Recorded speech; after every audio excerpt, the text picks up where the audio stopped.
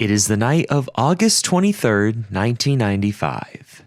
You got your Jinko jeans on, you brought your Game Boy with you because you have no idea how long this is going to take, and you and your friend are waiting in line at Best Buy with hundreds of other people, waiting for midnight to strike, because that is when the all-new Windows 95 operating system will be available for purchase on store shelves. But do you even know why you're here? Does really anyone for that matter? What's the big deal?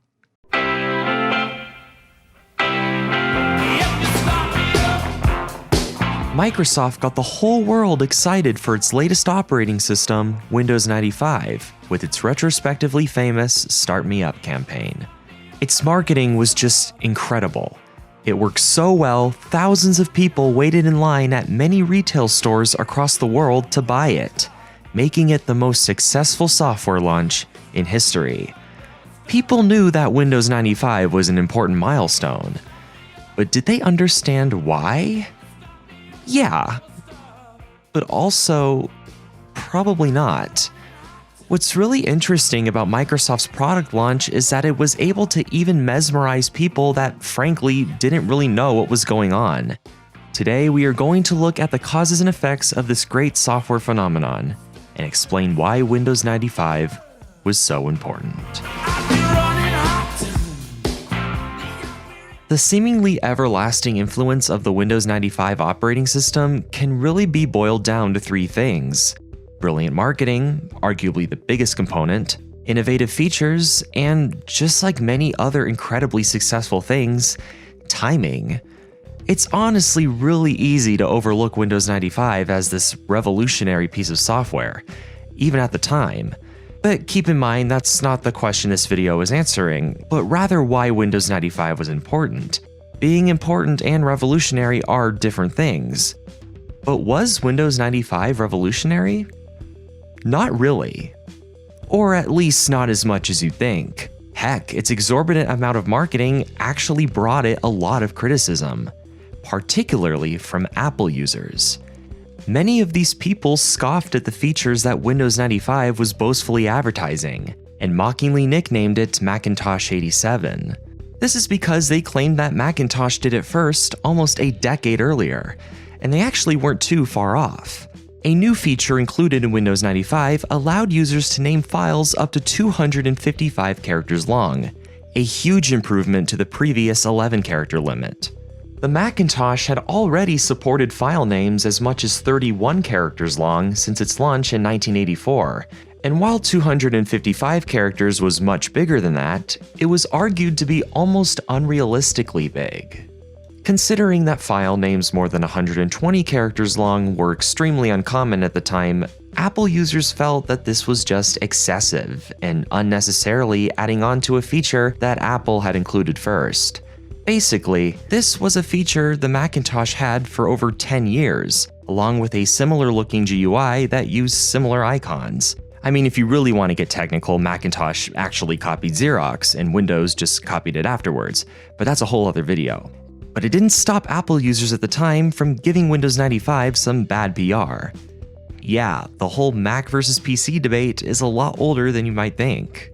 But Microsoft's incredible advertising serves as a testament for why people still chose Windows 95 over the already existing macOS instead. Yeah, Windows 95 was similar to the Macintosh, but its marketing gave it better personality.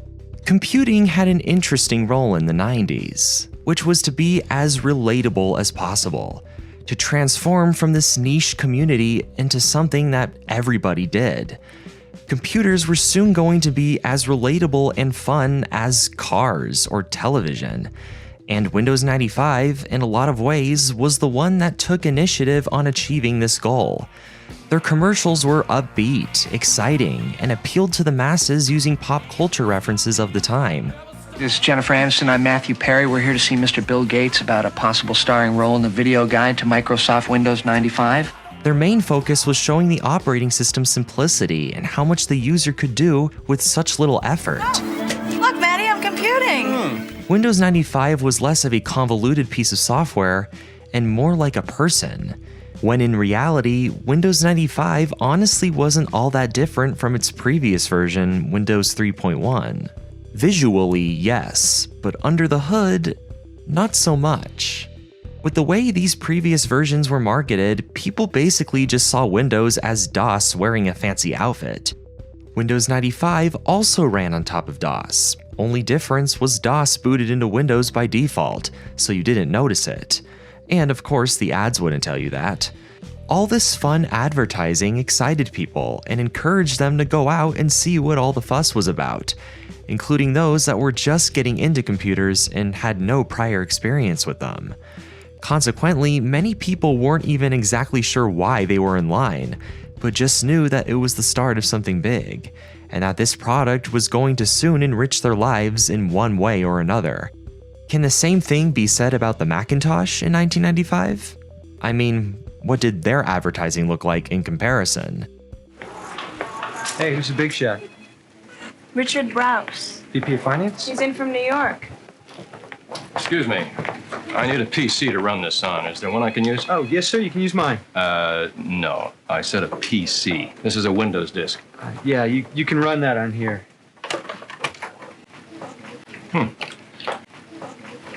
Be honest, which one are you gonna buy? Aside from some criticism that it was just copying the Macintosh, Windows 95 actually did have some new features that proved to be innovative for the time. The most notable being, of course, the Start menu, the main subject of all Windows 95 commercials. This was a big deal, particularly because it made all the difference when it came to organization. The Start menu was essentially the hub of the computer. All of your files, applications, and system configurations were just a couple of clicks away. It was a big improvement on the previous Windows version, 3.1, where users had to use a tool called Program Manager, which was much more complicated.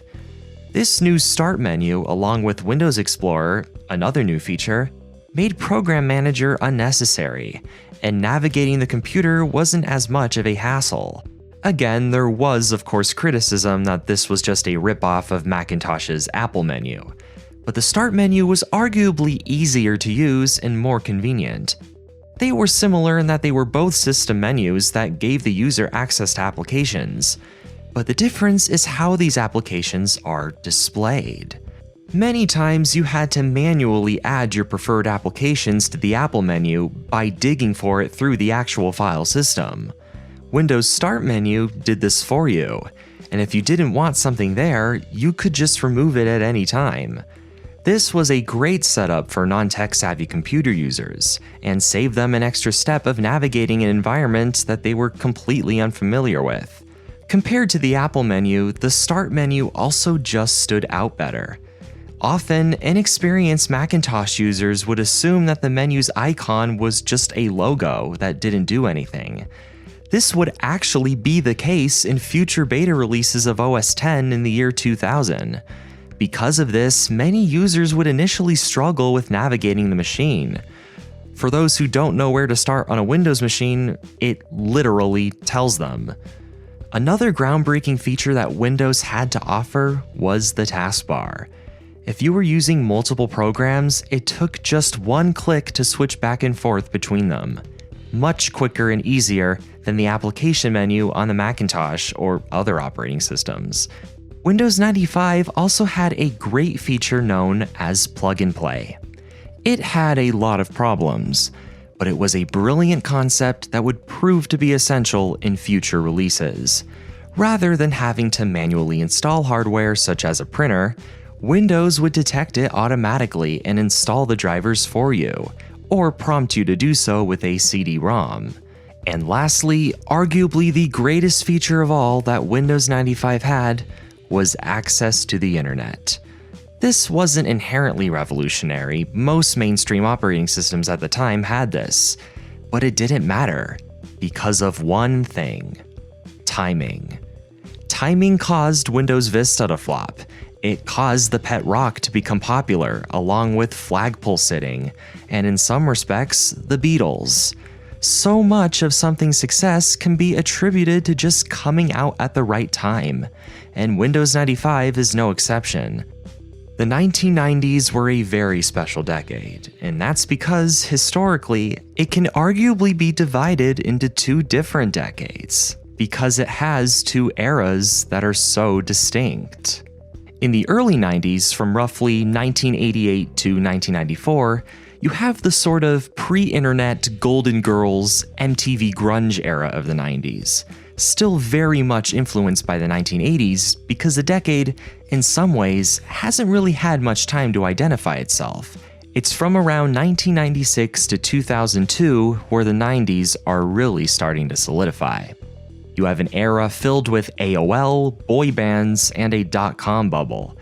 Not that all of these trends are mutually exclusive, but when looking at the decade through an historical lens, it's clear to see which trends took priority in which timeframes. 1995 is smack in the middle.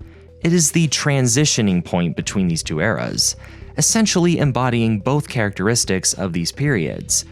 Of course, you might think I sound totally crazy bringing all this stuff up about two eras colliding, and you could be right. I mean, you could really make this argument about any decade. But the 90s especially. Just like the 60s was a cultural revolution, the 90s was a technological one. Defining the exact time an era starts and ends is totally subjective. But in all honesty, it could be an explanation for people's thoughts and behaviors at the time. In 1995, it was clear that the internet was going somewhere big. It was the year that most people were just getting introduced to it, and going back to its influential marketing, Windows 95 acted as a friendly gateway to the World Wide Web. You didn't have to be a computer geek to use it. You could be anybody. Other operating systems didn't really do that. So yeah, Windows 95 wasn't the only OS to support the internet, but everyone knew it as the OS to support the internet. By 1999, your grandmother was using the internet. You could not say the same thing back in 1992.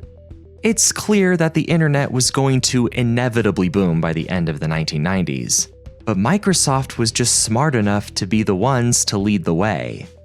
Windows 95 did not start the growing popularity of the World Wide Web, but it was part of it.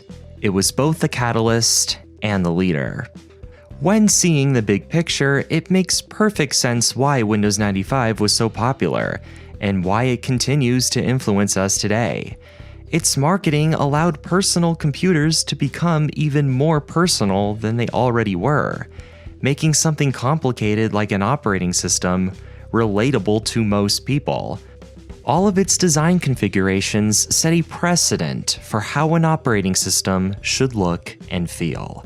And its timing was the last ingredient in creating a perfect storm of circumstances that would transform Windows 95 into this technological phenomenon. And it's apparent that Microsoft knew this, because they did everything to prepare for it. Many features introduced or at least emphasized in Windows 95 are still seen in many operating systems today. Features that likely never need to be changed because they were so convenient and timeless. Windows 95 was the OS where Microsoft finally found its sweet spot, and all future versions would essentially just build on top of it and make it better. And Microsoft has been able to start us up ever since. What was your experience with Windows 95? Did you enjoy using it? Too young to remember? Let me know all that in the comments below. Thank you so much for watching. If you enjoyed this video, please subscribe and hit the notification bell so that you never miss a future video. Also check out my Patreon to get access to exclusive content and to watch videos early.